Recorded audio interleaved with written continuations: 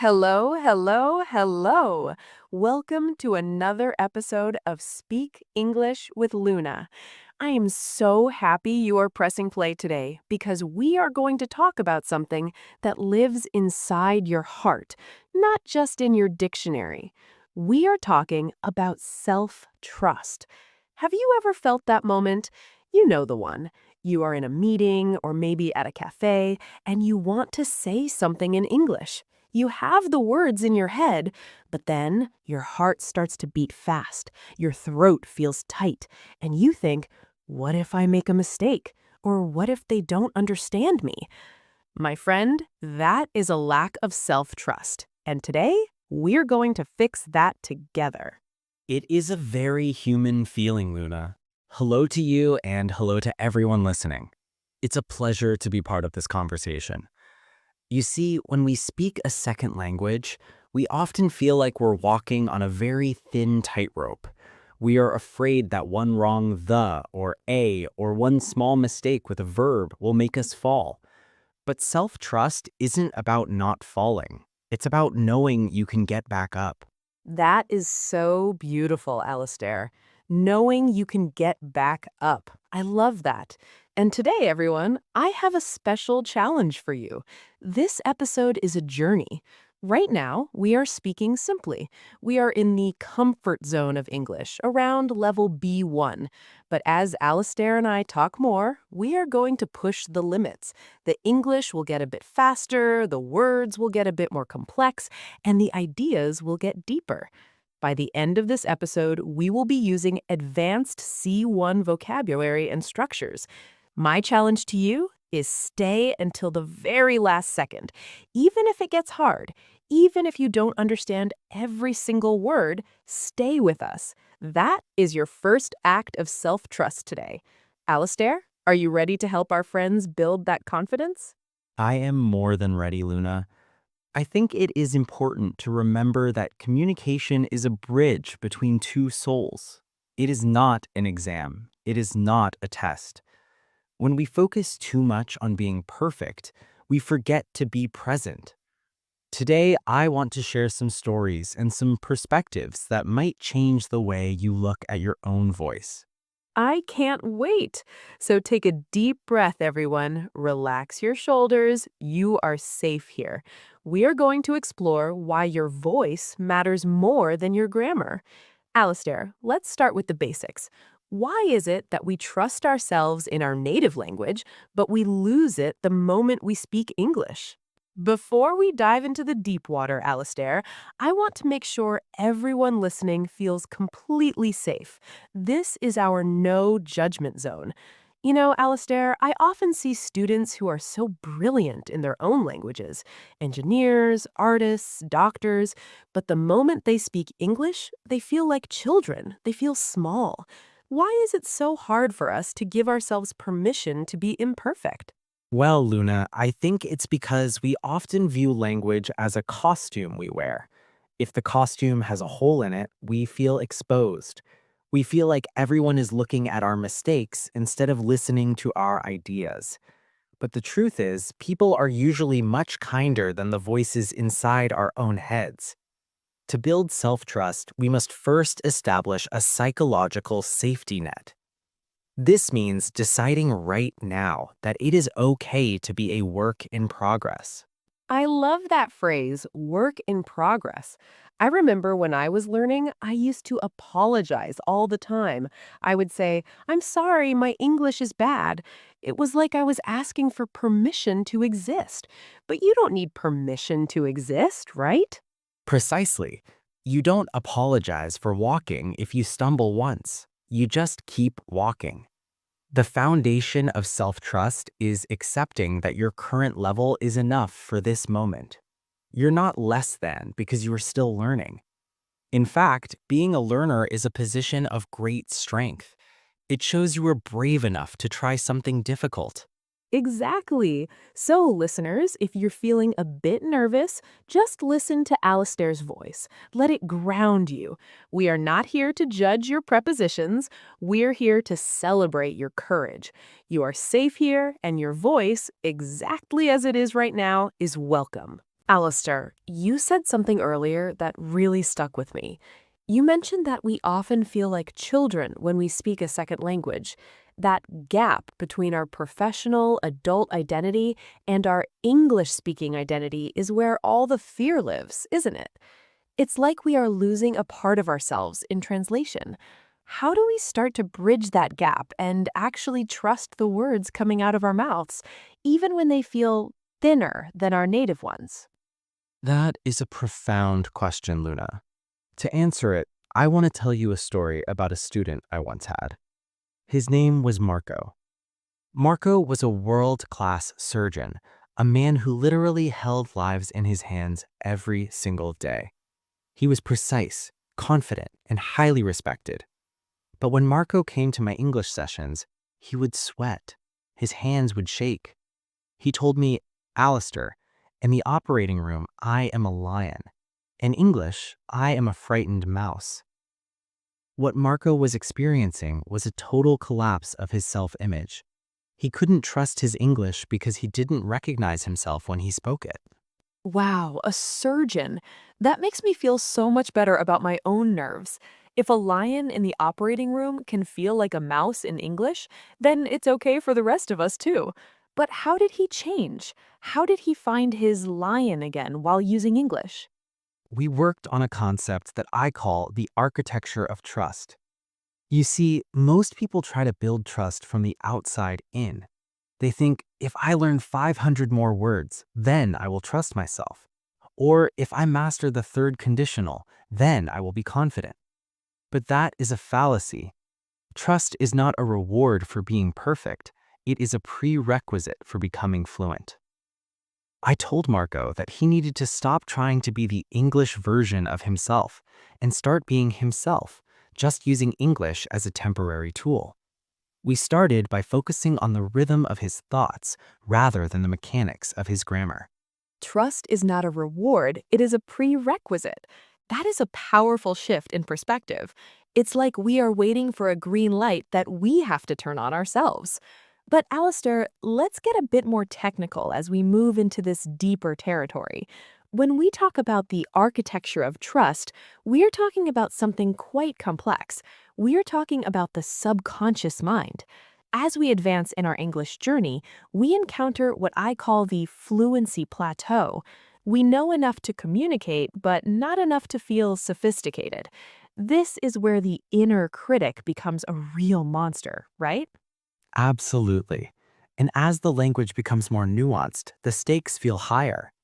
At a C1 level, which we are gently approaching now, you aren't just looking for the word, you're looking for the exact word, the word that carries the precise emotional weight you intend. The difficulty is that the more we search for perfection, the more we interfere with our cognitive load. If your brain is 90% focused on, am I saying this right? You only have 10% left for, what am I actually saying? This creates a stutter in your confidence. To overcome this, you must develop a sense of radical authenticity. Radical authenticity. Tell me more about that. That sounds like the C1 secret we've been looking for. It means accepting the messiness of high-level communication. Even native speakers stumble. Even I, with all my years of teaching and speaking, will occasionally lose a word or use a clumsy metaphor. The difference is that I don't let it diminish my authority. I trust that my message is more important than my medium. When you speak, you must cultivate an internal equilibrium. You have to be okay with the fact that your English might not be a perfect reflection of your soul, but it is a sincere one. I see. So the goal isn't to eliminate the mistakes, but to eliminate the fear of the mistakes. It's about being resilient in the face of a forgotten vocabulary word. I find that when I'm in a high pressure situation, if I forget a word like ambiguous or comprehensive, I used to freeze. Now I try to describe around it. I use my circumlocution skills. Is that part of the trust building process too? Using the English you do have to protect the space where the English you don't have yet lives? That is a brilliant way to put it, Luna.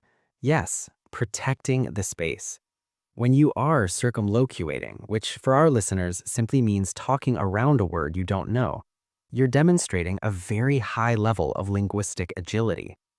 That agility is a sign of trust. It's saying, I might not have the key to this specific door, but I know how to climb through the window. The more you trust your ability to climb through windows, the less you fear the locked doors. I love that. Climbing through the window. That is such a vivid image. So, for everyone listening, as the English is getting faster and the words like resilience, equilibrium, and circumlocution are appearing, don't panic. You are climbing the mountain with us. Alistair, what is one practical exercise someone can do tonight to start building this architecture of trust? I suggest the 5-minute flow. Find a topic you are passionate about, something that makes your eyes light up. Set a timer for 5 minutes and speak about it out loud, alone. The only rule is you cannot stop. If you forget a word, say thingy or blah blah and keep going. Do not correct yourself. Do not go back. The goal is to train your brain to value momentum over accuracy. When you stop to correct a minor error, you're telling your subconscious, I don't trust you. When you keep going, you're saying, I believe in the flow of my ideas. Momentum over accuracy. I'm going to try that myself.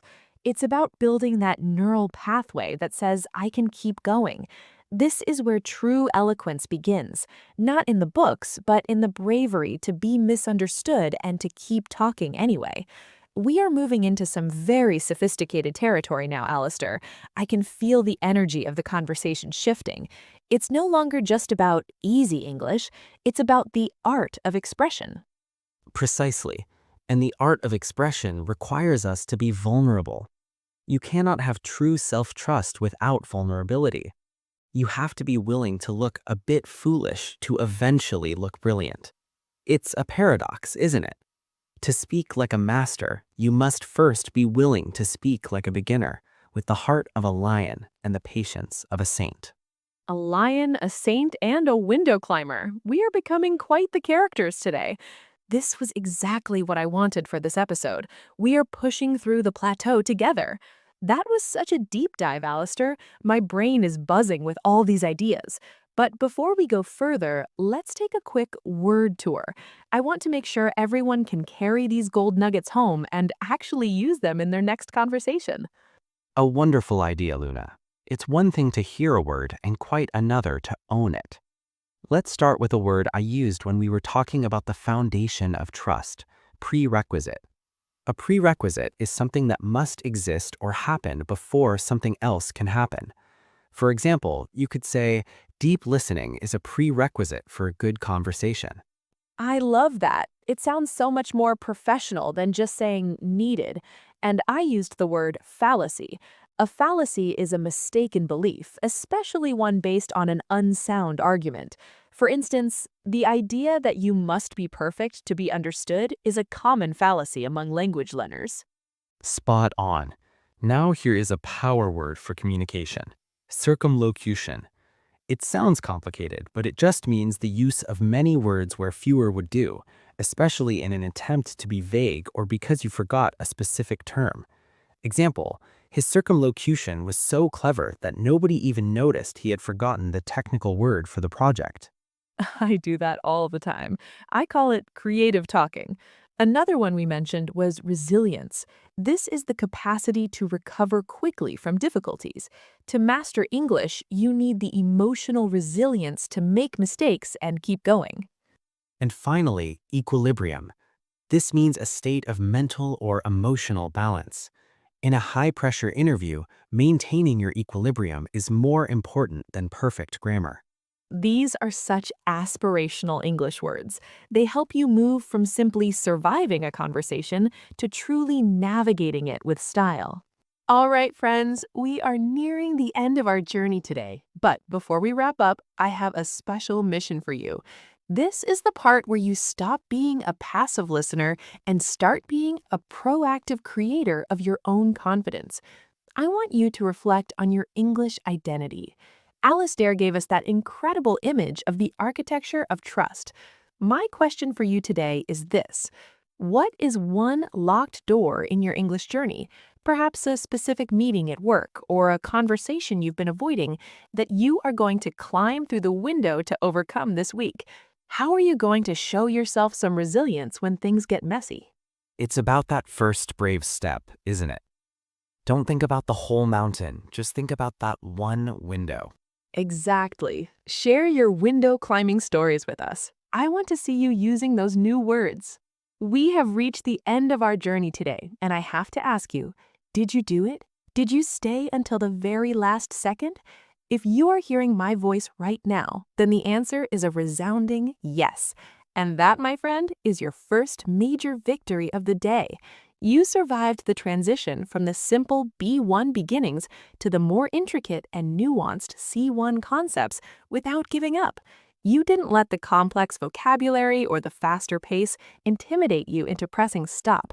That is exactly what we mean by resilience. You trusted yourself to stay in the conversation, even when the water got a little deeper. It has been a profound privilege to share these reflections with you.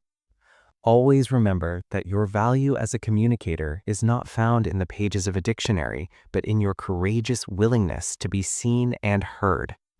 Eloquence is a path, not a destination. Continue to build your architecture of trust brick by brick, and soon you will find that the English language no longer feels like a barrier, but like a beautiful, vibrant extension of your true soul. Truly beautiful. Thank you so much for your wisdom today, Alistair. To everyone listening, remember, you are doing so much better than you think you are. Now, go out there, find your window, and climb through it with confidence. Don't forget to follow Speak English with Luna and share this episode with a friend who needs to find their inner lion. I am Luna, and I will see you in the next episode.